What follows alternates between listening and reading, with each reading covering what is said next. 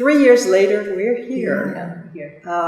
What took us so long from the first inception of the idea and talking about it in our initial meetings? What happened? For me, 3 years is not that long for germination. What about you? I think it's long, but when I start to do my work, time just fly. Yeah. Because some piece from out of kiln or broken, so I should start over again and again. Well, yeah. For me, I think I really didn't start working actively on actually making pieces and figuring out what I wanted to do until about a year ago. And I found I couldn't do it beforehand because my husband was quite ill, and I found that when he was ill, I just could not focus. And I had to wait until he was medically stable again, and then I could turn my attention to something else. And then later I found it was a nice escape from his recuperation and pain from his surgeries and stuff. So I really did most of my work in the last year. And I guess the first 2 years I was trying to think about what it was that I wanted to do. I mean, we had set the framework out, but... I still like the framework very much. I do too. I stared at those statues a long time, trying to say, what shall we do here? And then I shipped them all back to Massachusetts because I had... Did you have more than one set? No, I had only one set. But what I did do, I realized I needed more heads, more Asian heads, and that was a great place to get them was on eBay, and because I could get plenty of figurines from the dump and wherever, and antique shops and secondhand shops. Tim Choi got some from Goodwill for me, and so, but I couldn't find Asian ones, so I bought them on the internet, and realized the focus that I wanted to tell. If we cut something, it's harder. Yeah, you need a diamond wheel. Some of these, like the European figurines, I got very good at taking a hammer and a screwdriver. If you hit it just right, you break it off. And sometimes if I didn't have that, I would just hit it on the edge of a table and you break. If you do it fast and sharp, they break. And you know something about anatomy. If they have a nice neck. If they don't have a neck, then it doesn't work. So I did that. And so you're saying that the ones from Asia are not so easy to break? No, because they're very thick porcelain. I see. And so they required a diamond wheel to cut them, no, there's no way to do those. And I think the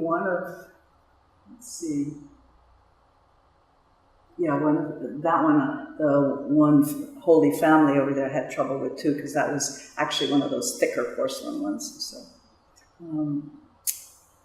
then I had this great tall statue of Mao that I decaled with all letters from my mother's siblings after the communists took over, and they were writing her to tell her, quick, hurry up, finish your year in the U.S. and come back and serve your mother country, all this propaganda stuff, And so I had this all beautifully decaled, and I put it in the kiln. You make the decal?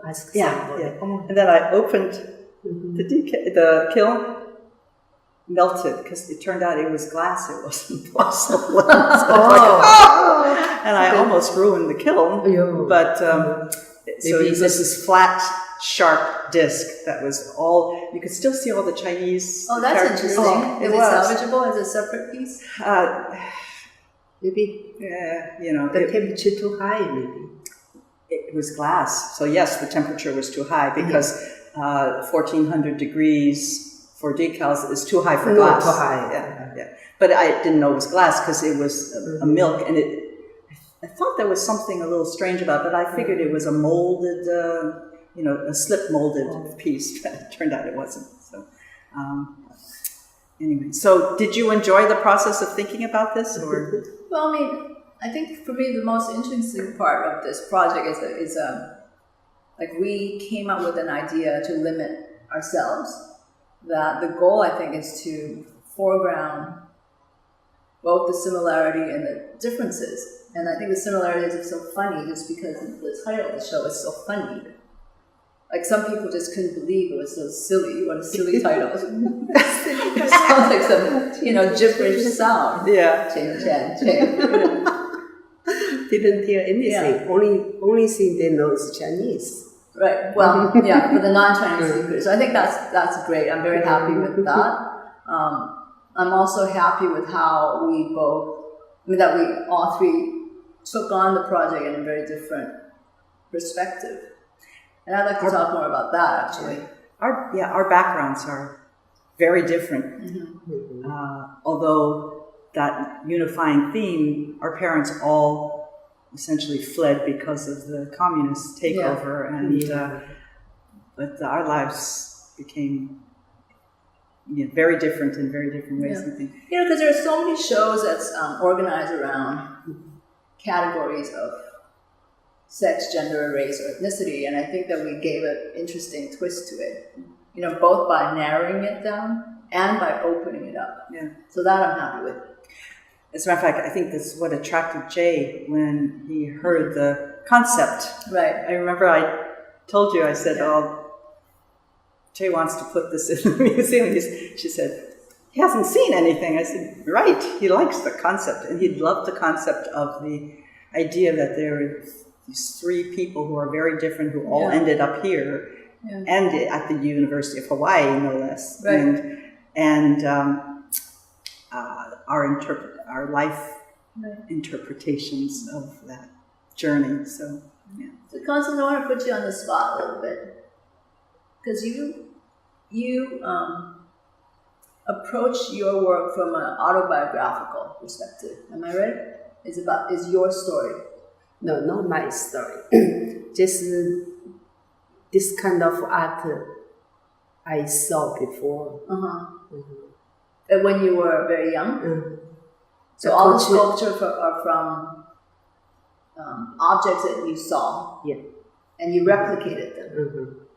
So, like Cultural Revolution started when I think I finished elementary school.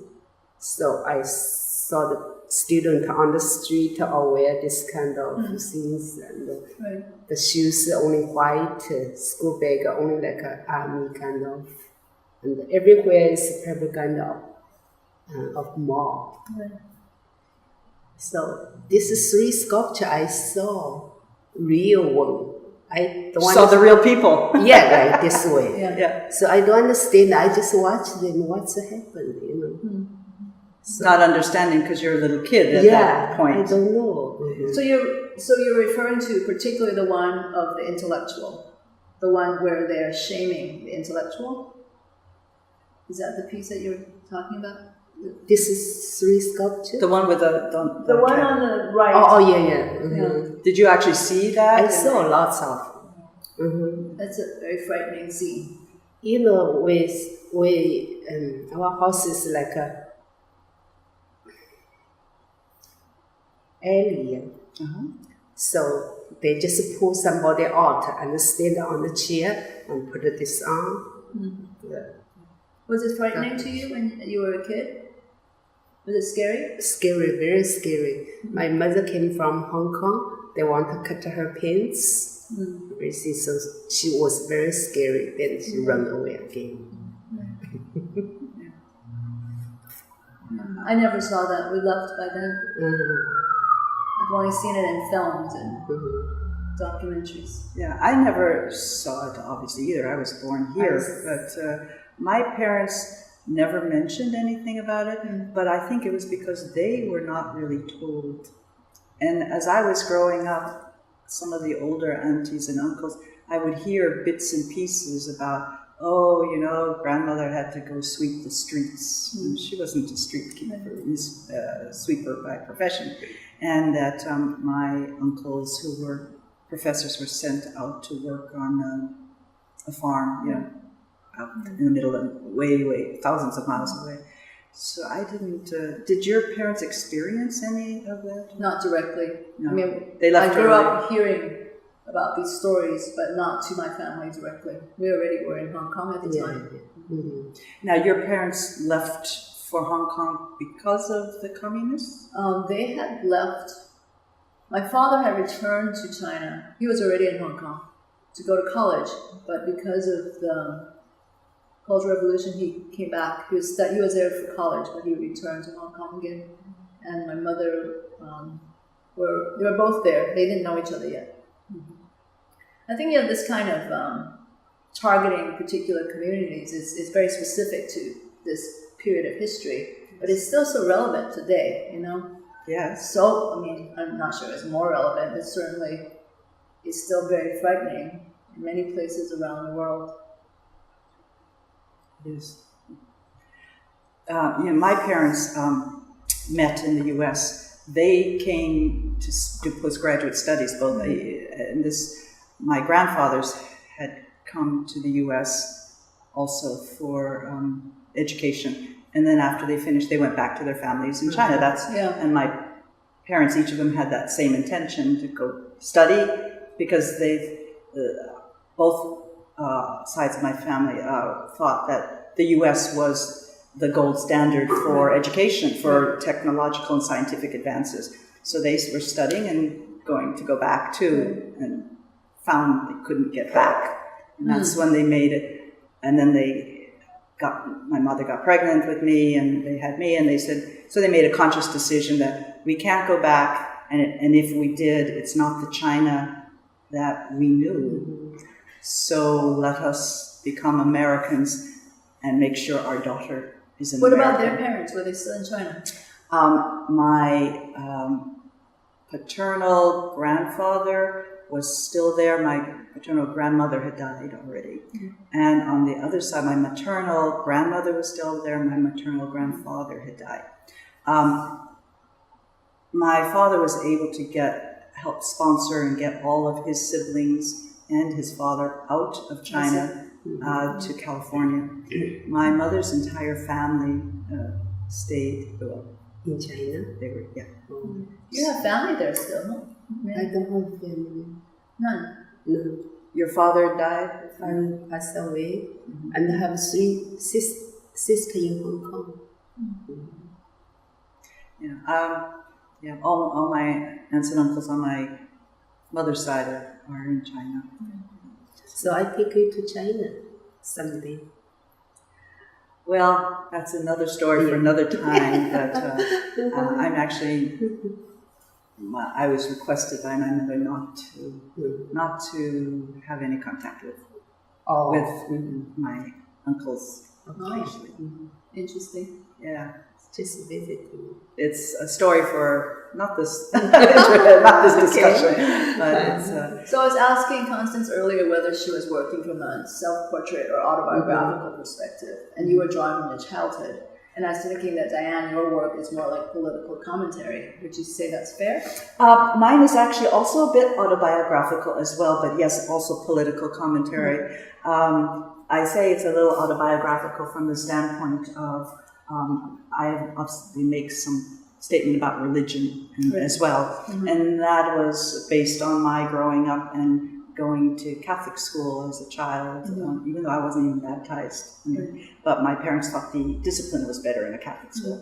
So, and growing up with very strict religion responsibilities of learning catechism and gospels and so on, and politics of indoctrination of culture during the Cultural Revolution seemed to me sort of mixed together. And so you see kind of a healthy disrespect for both religion and organized religion and politics, but based on sort of my observations growing up. So there's autobiographical in there as well, and commentary on today's economies and priorities. But you were bound by what figures you could find, right? So there's just figurines are not made of everything.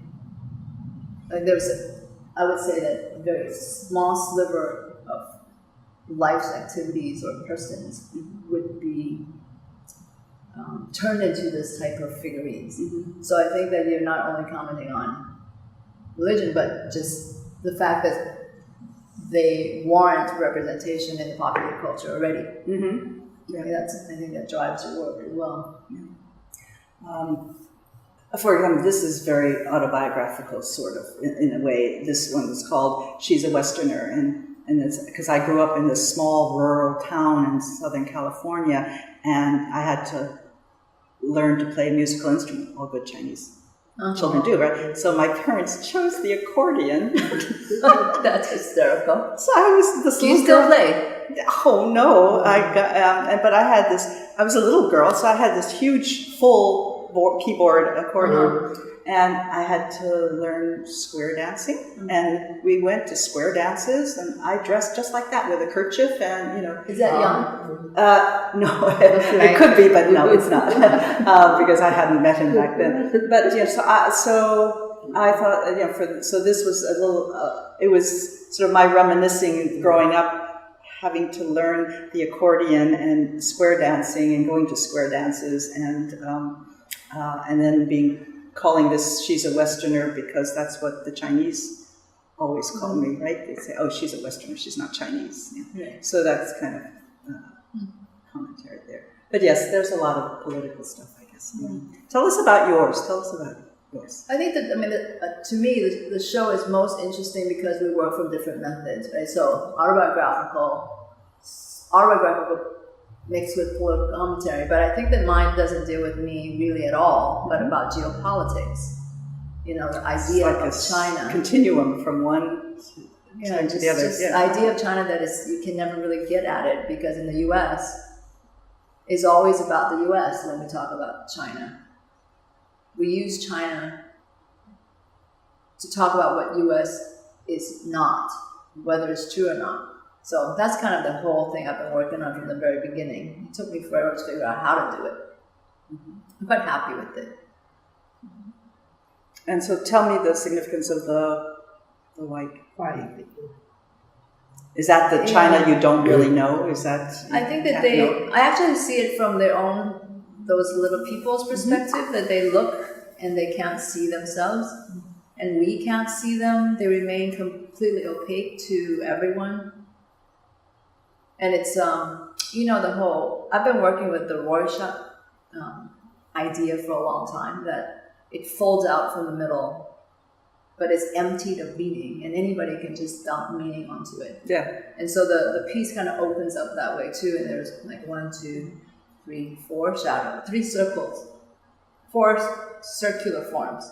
So there's a mirror, there's the disc, there's the reflection, and there's the circle that's created by the figurines and the reflection.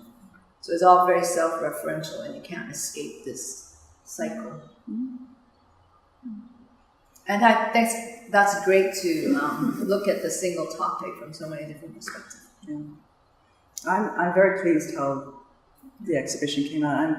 I had a good time doing I don't know if you know this, but I had like twice as many figurines as I needed, because I just couldn't stop. I was having such a good time, and they each dealt with different aspects. They had to be culled down. Do you think that you're going to continue? I might. I have another half dozen or so in my mind that I think I would like to do. Yeah. So I might just do that, and then I think do I'd be done. Do another solo somewhere. Maybe, yeah. I have about 40 or 50 pieces. So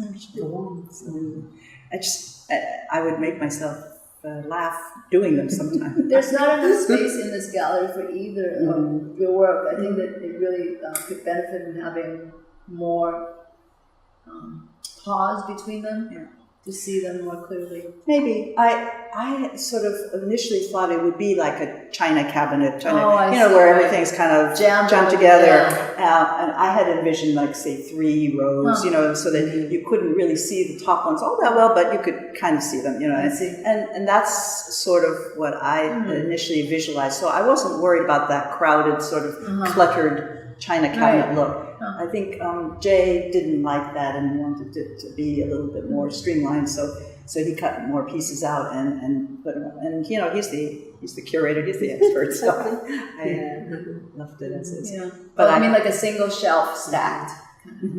Yeah.